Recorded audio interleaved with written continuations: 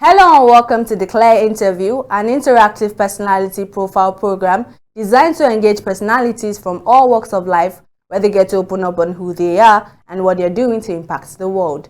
My name is Adiola Adesonya. We'll go on this quick break, and when we come back, you will be meeting my guests and we get talking.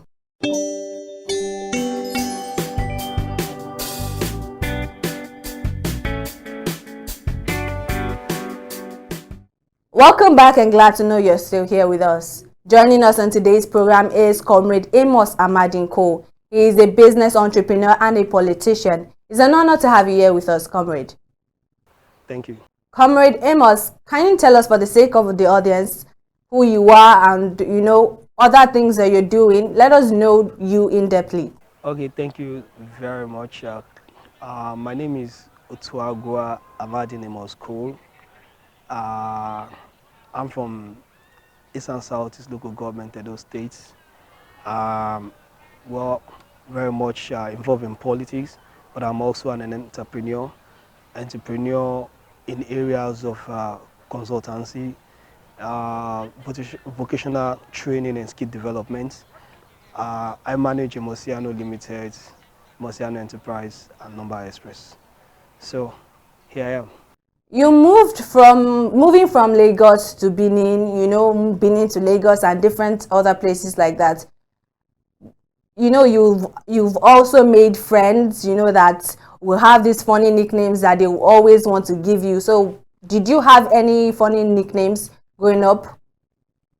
Yeah, that's a very sweet one with lots of memories, Well, I was actually born in Ewohimi, that was my maternal village. I was born, grew up a little bit in Ewohimi in Eastern Southeast, part of Edo State.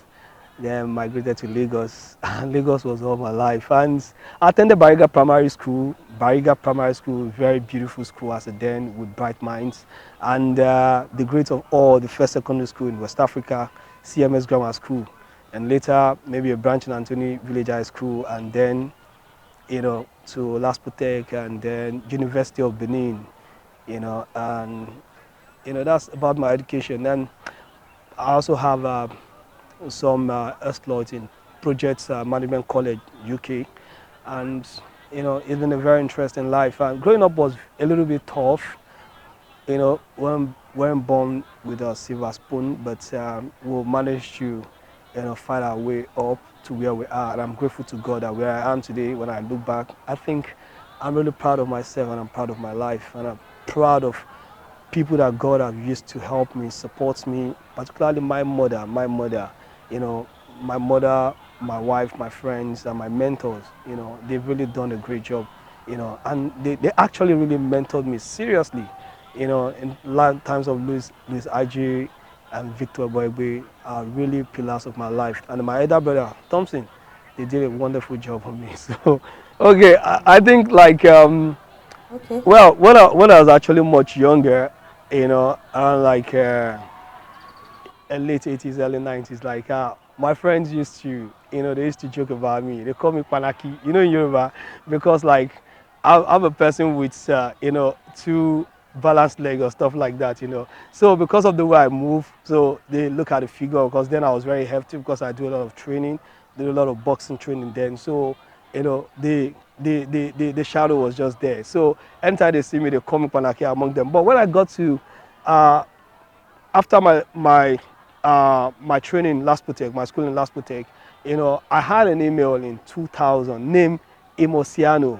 It was actually to my name, and it became a trademark of myself. Till tomorrow, they called me Emosiano, and that's actually give back to Emosiano Enterprise, now Emosiano Limited. So I had to stay back, because I look back as a then in 2000 when I opened that mail. Anybody can verify that, Emosiano at yahoo.com. You see that mail was actually open as a then. So it became a trademark that I live up to. From then, 23 years now, thereabouts, and I think it sticks on. So even my friends, including you, when we're serving back in Abia State, some of all these things pop up once in a while, and I'm very grateful to my friends, Idris, Kingsley Mobehai, Fred, Adetiba, and Dotun Enyade, so many, Victor Ogege in Lagos, I also have Michael. There's so much, so about 5 to 6 Michaels like that from, CMS Grammar School, and so many names. Okay, in Uniben here, I have a very close friend, called Collins Unuboje, and so many. Alex Wafili was my roommate.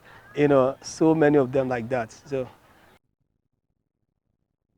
Okay, now, Comrade, tell us, you are a politician now.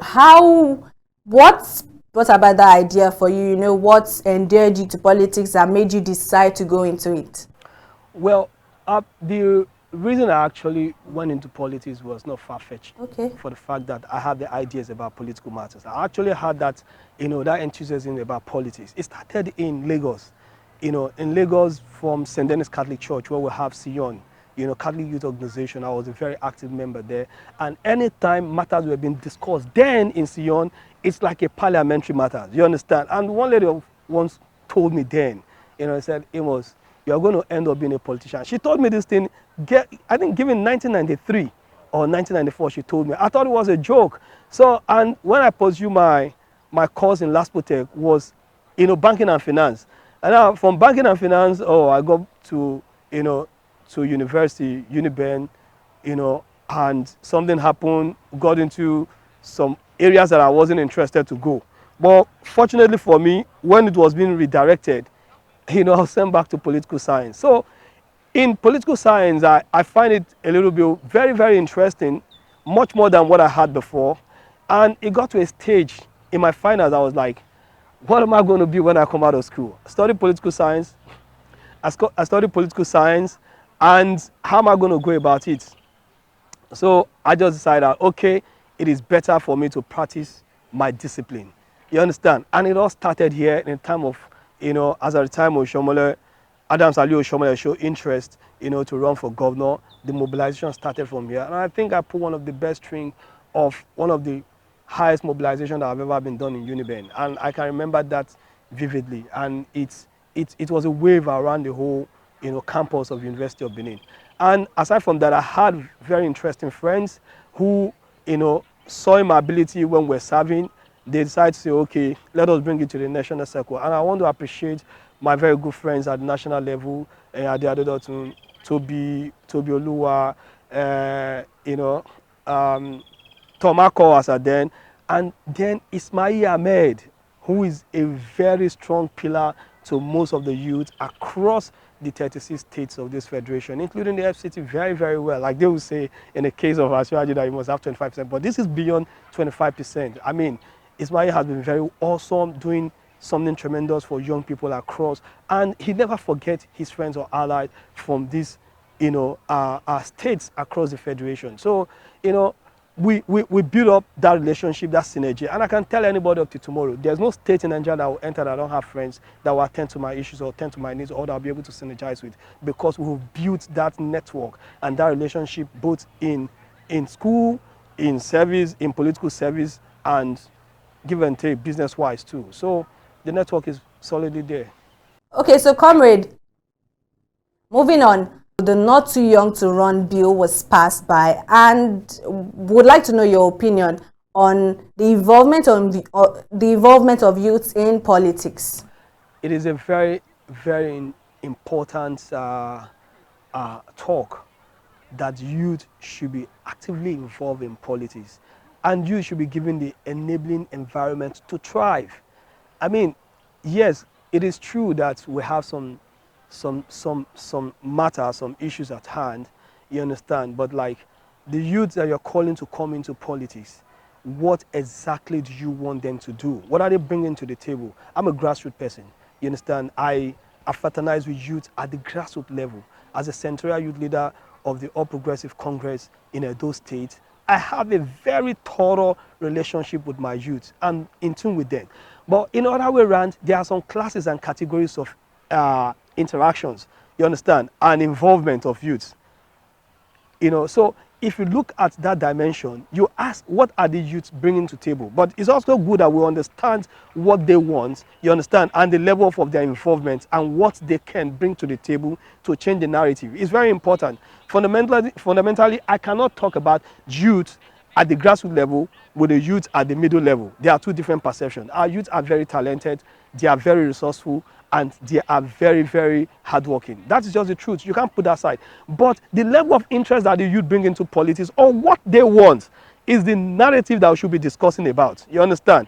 Yes, it is true for us to give them rooms, we give them way, but what are the interests? What are the things that they really want to get done? Like I asked in one of my platforms yesterday, what exactly is the problem of the system? Because if you have too many people, if you have few people talking about it, they will be silent. But if you're talking about many people are talking about it, then crisis can erupt. And then how do you manage those crises? But while we are talking about youth involvement in politics, we should equally be talking about youth involvement in business, which is a paramount idea to balance the equation. Because what everybody wants in this country, which is lacking, is engagement. And a lot of our youths are unemployed. A lot of them don't even know where their daily breads are going to come from. And a lot of them bring their troubles, their problems here and there. If a politician cannot solve that problem, it's their enemies. It's not about infrastructure. It's not about fine infrastructures and other enablement is part of it.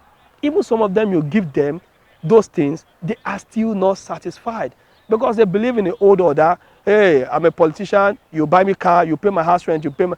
It doesn't happen anymore. It's no longer obtainable. What is obtainable is how to build your community and build your personality that you can manage yourself without having to be a problem on the other person. So that is the level of engagement on youth involvement in politics needs to be discussed. While you are building the political career, how do you build the business career of the youth? What is in political career and what is in business career? Business career, you can feed yourself and manage. Political career is an aspiration to represent and lead.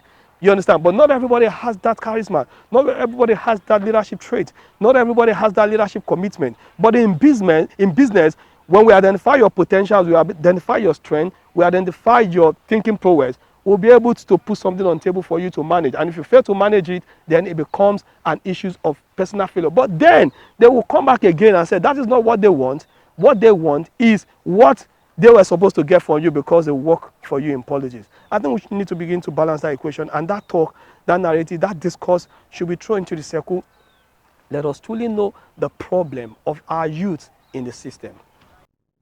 Okay, still on that, some would still say that there is poor involvement of youths in politics.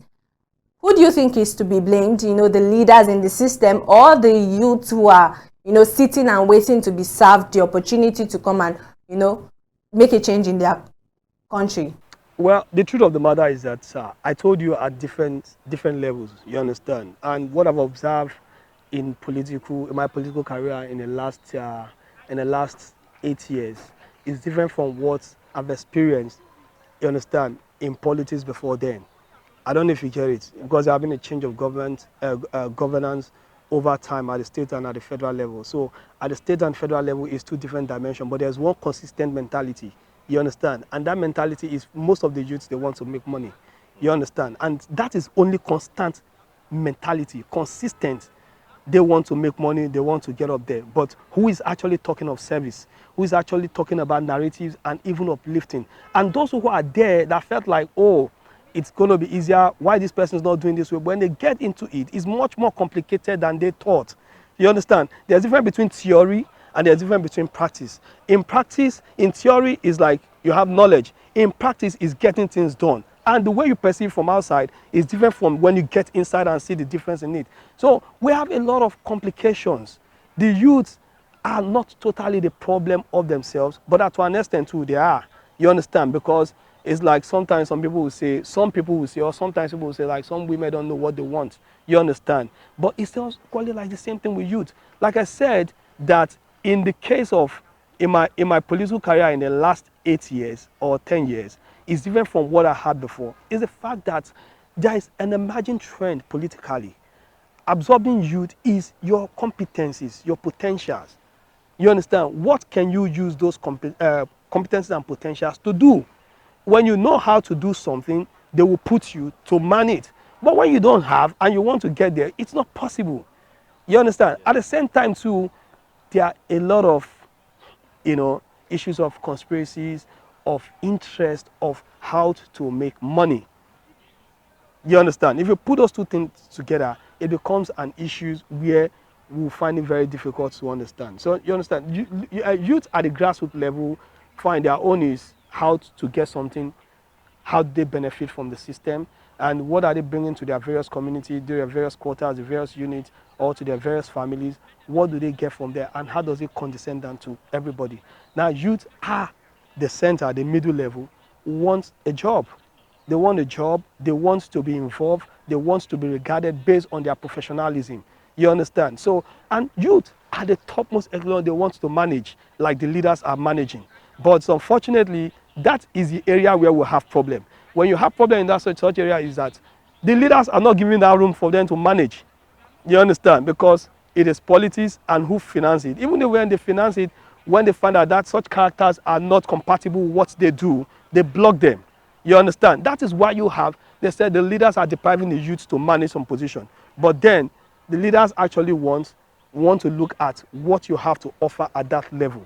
And in the same time, how do you manage your loyalty to the cause of what they do? But actually for me, as a political scientist, is if a leader of political party is actually interested in, is actually managing political party in a particular area, what is he putting forward?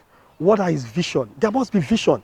And that vision, that is why I will always continue to, to respect Asiwaju's focus to Nigeria. Any day, anytime, whether it's not about personal benefit, it's about changing the narrative, taking the country from the lower level to a higher level, or to where it is to a greater part. You understand? That man has been of a vision. It's the same thing applicable to all leaders. There must be a vision to a particular thing when you manage. If you're a leader of a local government, how do you want this local government to be seen? Your own era before you go. Okay, for example, let me give you an instance. I work assiduously for the senatorial candidate of my local government, of my central district, because I'm a central youth leader. Guess what? I told him, I am not working because I want to get money from you. Anybody can ask him.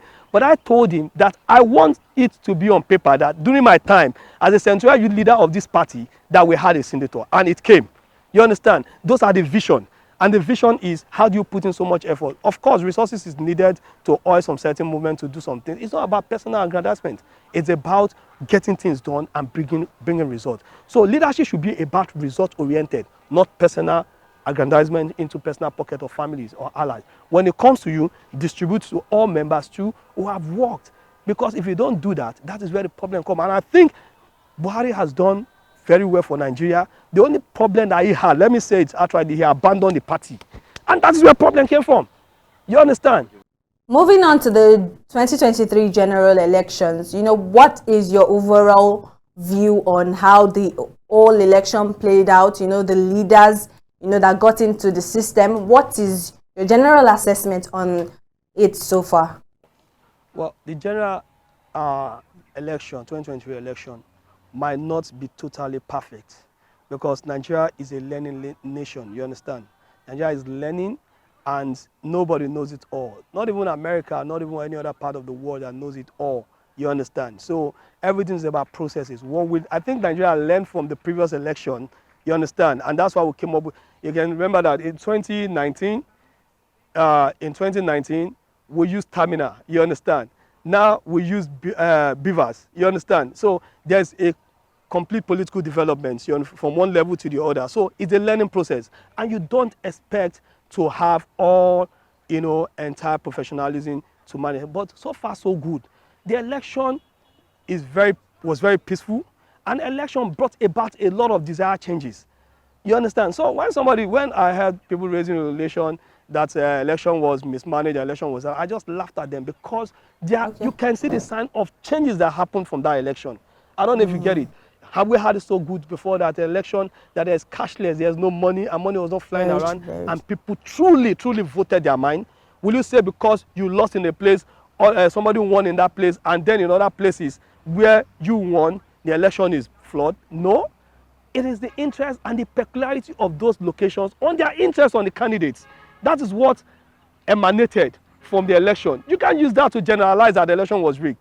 You understand? The truth of the matter is that you won somewhere, you lost somewhere. Somebody won where you are, and you lost, and he lost, somebody won where you are, and they lost somewhere else. So you can use that to synchronize the issues as they emanated. But all we're saying is that the candidates involved should accept this election the way it has come, free and fair. And in the East, the percentage you got there was so low. It tells you that, look, the preferences did not come from those areas. But most of the states that he won, the results are clearly written there. They have agents in their various units, results signed by agents and collected by them. So let them go and verify, rather than like bringing about trouble to the country, because there's actually maybe from the DSS in a few days ago, that like there's a move to truncate the democratic system because of certain interests. We shouldn't do that. We shouldn't do that. That's not good for our nation. No matter how you conduct election 20 times, 1 million times today or tomorrow, then issues may likely still arise from it. So you can't continue to say because you didn't win, you understand that we have to distort the process and we have to kill the process because you didn't win the election. That's not good. You understand? The election was very okay. It was better than before, and there were instances that brought about desired results. Going back to you now, for the 2023 general elections, you also were an aspirant for the Edo State House of Assembly. The viewers would like to know what your next move is politically. Well, as it stands right now, only God gives life. Only God knows what's going to happen in the next 2 minutes. We don't own life. I don't own my life. God owns it, you understand? And I have so much trust and faith in God. Whatever happens, it's up to Him, you understand? And probably like there were mistakes that was made in the last my aspiration, and a lesson has been learned and seriously learned from it. So let's not put that aside. What's going to happen in the future is totally in the hand of God, not my hand. But desire for me is to contest and to ensure that, look, I get into that position. Like I told you before, why we desire that position, why we're looking for it, is for transformation, rural transformation. Aside from politics, we are doing that as well. We're training on our Emosiano Limited. We're training rural youths on some tech area and some life skills, and stuff like that. And we're not taking money from anybody. It's because of our interest to support, to train these children, you understand, to ensure that they retain their capacity and they grow their rural area. Every village, every city was once a village. People grow it. And that is our interest and focus with that position, that, we'll use that to motivate, to inspire people to retain their potential and capacities in their various, localities. And we're not giving back on them. We've been doing that and we're still doing it. You understand? So we'll contest at the right time when it comes. When God says we are alive, we're fit, and everything is okay, with Him alone can, decide that. Okay, so amidst your busy schedules, we would like to know, being an entrepreneur, being a politician, engaging in community and grassroots services, would like to know, how do you rest? And the good thing there is that I spend a lot of time, good time, quality time with my children. You understand? Because like, as a project manager, you know how to manage your time effectively. The things you can manage, your business, your family, and every other activity. So there's always time for it. Sometimes, you have to be all there 24/7, 356. Sometimes you just have it there. Let me just give it to these kids and this family and do the right thing at home. You can come to my house, you'll see me fixing things by myself, and I do to clean up my home by myself. You understand? That's not to say that others are not doing their job, but I do my own too. So I have the time to do that, and it's very fun, especially when you spend time with your family. Very, very important for any politician. I learned that from my mentors, you understand? So, a man who cannot spend time with his family is not a real man. So I try much as possible to spend time with my family. So that's it. Okay, that's great to know. As someone who also loves reading novel, do you also find time to do that amidst your busy schedule? And would like to know what type of novels you read? Okay, yeah, I do a lot of novel. In fact, this morning I read one before before I got here. You understand? Because there's this book I had in 2001. You understand? And when I was in Lasputech. So when we traveled down to Ekiti, to Ikogosi, the book, what happened was, like, I lost the book. I didn't finish it. So when I went to the bookstore, some time back, I bought another one again. That same book. I don't want to mention the title, but okay, let me mention it because the foreign book is a quintile progression. You understand? So, by Robert Ludlum. So I bought that book again. I traveled to Calabar. On my way from Calabar, I was robbed, and my bag containing that book and my car key, everything was stolen. So I was like, what's about this book that I couldn't even finish that I keep missing or keep, you know. So what I did was that the last time I went to the bookstore to pick up some book at Bini Motel Plaza, I asked, and somebody said, no, this is the big one here. So I picked up, and when I picked up the book, I remember where I stopped. So I continued from there. So I'm in a haste to conclude the book now so that it doesn't get missing again. So, and aside from that, I love Ludlum, you understand? I love everything about, about security, technicalities, but I heavily focus on entrepreneurship now, you understand? So I'm just picking up entrepreneurial book, and the books are very interesting, they are life inspiring, and they are turning eyes into something different. And tech is the order of the day, is the most, interesting thing, trending everywhere now. So I do a lot of tech online, social media, I try to research and stuff like that. So I do much more of entrepreneurial book. Sometimes look down to, and some other books are inspired to that area. Okay. In a nutshell, can you tell us what you can say about the Edo politics? Edo politics is actually segmented around the three central districts. You understand? And but one thing people should understand, let me say this one quickly. When you are a political fan or a political follower, don't always assume that your leaders, the ones in your party or outside your party or anywhere, are enemies of each other. And I want to appeal to all youth across the globe, never take politics personal. It's just about emerging situation. Those who are your friends, your enemy, you thought to be your enemy somewhere, could be your friends and could be of help to you. And those you thought that your friends may even be the most damaging factor to your personality. So politics is just a matter of prevailing factor and never be enemy to somebody. And I read political science and public administration. When those things happen, I thought and it has even reduced those days, that you have a lot of killings because of political interest. In the end, even those who kill because of certain position never get ticket. And even if they get ticket, they never go far. You understand? So I think it has reduced based on statistics, because I did something on, I did a compilation on organized crime. You understand? In politics, political recruitment and democratic delusion.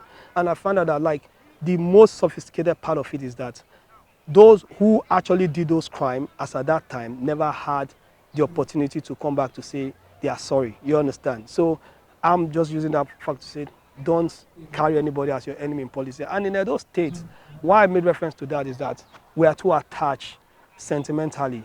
You understand? But that's not to say your loyalty should not rest on your party. I'm a party loyal. I'm a core loyal person. The reason why is that I believe in consistency and I don't believe in zigzag. You understand? It's not my personality. Edo state politics is smooth, and I think the level of animosity, the level of bitterness has reduced, but it's there. You cannot eliminate that totally from politics. But however, it's been progressive. You understand? It's been progressive, but not so progressive the way we anticipated it to be. I mean, Lagos is in a height. You understand? And I think Edo is willing to catch up with Lagos and even, overshadow Lagos or surpass Lagos. But however, politics in Edo State has remained peaceful, consistent, and there's a lot of, swap, in different dimensions. But the question is, what does Edo people want, and how do we tackle those things that they actually want that will bring about, a total quietness and allow the state to grow the way it's supposed to be. Fantastic. That's been fantastic so far. As we wrap up the show, what is your parting shots for those aspiring politicians, students and youths who, look at the likes of you and other politicians as a role model and, want to go into politics as well? What is your parting shot for them? Well, from experience, I would like to say the truth. Youth in politics, youth in school, student in politics, there's hope.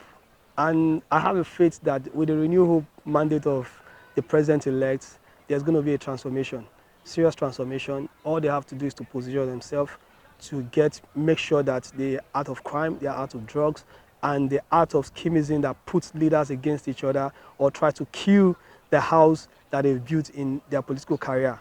I don't know if you get that. So what I'm trying to say is that the youth should be ready, should put all their necessary their necessary energy into check of where they want to fit in into the next government as it comes on board.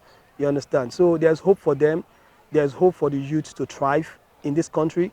And most of them should not think of this jackpot syndrome. You understand? Like, it's a matter. Where you're going to, people build that. You have all the enablement, all the academic knowledge. You have all the competencies to develop your state. Why don't you have that confidence and that faith in your country? The only best place that you can thrive comfortably is your country. It may be rough now, but it's not going to be rough all the time. Someday it's going to change, and who's going to change if it's not you? And if you abandon it, who's going to do it for you? And when you come back to it, it's not going to be the way you want it to be. So, or you learn here as your first day, let us build on it and change the narrative for this country and make our country a pride of ours wherever we go. We're not saying don't travel out and come back. Well, yeah, it's good to travel out and come back, but don't have it in your mind, you just travel out and leave. You understand? Domesticate your ideas, domesticate your prowess in this country, let it thrive, let it shine among others, and let us remember you for that in this country. Thank you so much. It has been great speaking with you, Comrade Amos Cole. It's an honor having you here with us. Thank you. And that's a wrap on today's show. Thank you for joining us on today's episode of The Clear Interview. My name is Adiola Adisoya. Till I come your way again.